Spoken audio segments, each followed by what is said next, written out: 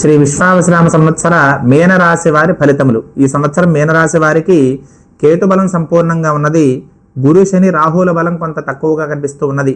మొత్తంగా మీనరాశి వారికి ఈ సంవత్సరం గ్రహ అనుకూలత కొంత తక్కువగా కనబడుతున్నప్పటికీ కూడా విద్యార్థులు శ్రమ చేత ఉత్తీర్ణత పొందగలుగుతారు. వ్యాపారస్తులకి కొంత శుభాశుభ మిశ్రమంగా ఉండేటువంటి ఆస్కారం కనబడుతూ ఉన్నది. నూతన పెట్టుబడులు పెట్టేటప్పుడు భాగస్వాములతోటి కూడా జాగ్రత్తగా ఉండాలి. మోసపోయేటువంటి అవకాశం కనబడుతూ ఉన్నది. ఉద్యోగస్తులకు అధికారుల నుంచి ఒత్తిడి పెరగడం చేత వారి శ్రమకు తగ్గ ఫలితం కనిపించదు.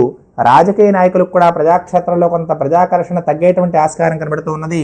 వారు స్వయంగా ప్రజాక్షేత్రంలో పర్యటించడం ద్వారా, సమస్యలను స్వయంగా తెలుసుకోవడం ద్వారా, ప్రజలకు దగ్గర అవ్వడం ద్వారా రాజకీయ లబ్ధిని పొంది కొంత ప్రజాబలాన్ని తిరిగి పొందగలరు. రైతులకు ప్రభుత్వ సూచనలు పాటించడం ద్వారాను, చీడపేడల నుంచి కొంత పురుగుల మందుల ద్వారా విత్తనాలను సకాలంలో నాటడం ద్వారా రైతులు నష్టాన్ని నివారించి లాభాలను పొందగలుగుతారు. వివాహ ప్రయత్నం చేసేటువంటి స్త్రీ పురుషులకి ఈ సంవత్సరం కొంత ఆలస్యం జరిగేటువంటి అవకాశం కనబడుతూ ఉన్నది. సంతానాన్ని పొందేటువంటి వారికి వైద్య సహకారంతో సంతానాన్ని పొందుతారు. సంతానం యొక్క ఆరోగ్య విషయంలో కూడా కొంత జాగ్రత్త వహించాల్సినటువంటి అవసరం కనబడుతూ ఉన్నది. పిల్లల్ని సోషల్ మీడియాకు దూరంగా ఉంచడం, చెడు సావాసాల నుంచి దూరంగా ఉంచి చదువుకు దగ్గర చేయాల్సినటువంటి బాధ్యత వీరు తీసుకోవాల్సి ఉంటుంది. మొత్తంగా మీనరాశి వారికి గ్రహ అనుకూలత తక్కువగా ఉంది కాబట్టి అధైర్యపడాల్సినటువంటి పని లేదు. మూర్తిమంతం బాగుండడం చేత కొంత శుభాశుభ మిశ్రమంగా ఉంటుంది తప్ప అధైర్యపడాల్సినటువంటి పని లేదు. ఈ మీనరాశి వారు గ్రహబలం తక్కువగా ఉండడం చేత గురుగ్రహ శాంతికై గురుగ్రహ జపము, శనగల దానము చేయడం, గురు చరిత్ర పారాయణ చేయడం, గురువారం నియమాలను పాటించడం ద్వారా గురుగ్రహ శాంతిని పొందగలరు.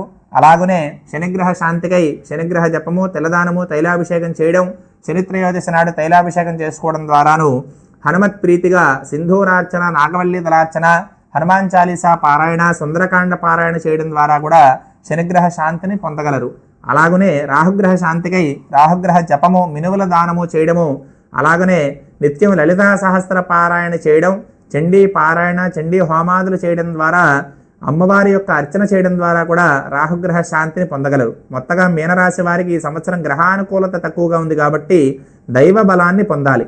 అంటే తీర్థయాత్రలు చేయడం, దైవ ప్రతిష్టాది శుభకార్యాల్లో పాల్గొనడం ద్వారా, గ్రామ దేవతల యొక్క తీర్థాలు అలాగే ఉత్సవాల్లో పాల్గొని కొంత ధనాన్ని వెచ్చించడం ద్వారా కూడా గ్రామ దేవతానుగ్రహం అలాగే సంపూర్ణ దేవతానుగ్రహాన్ని, దైవ బలాన్ని పొంది గ్రహ అనుకూలతను సాధించగలుగుతారు.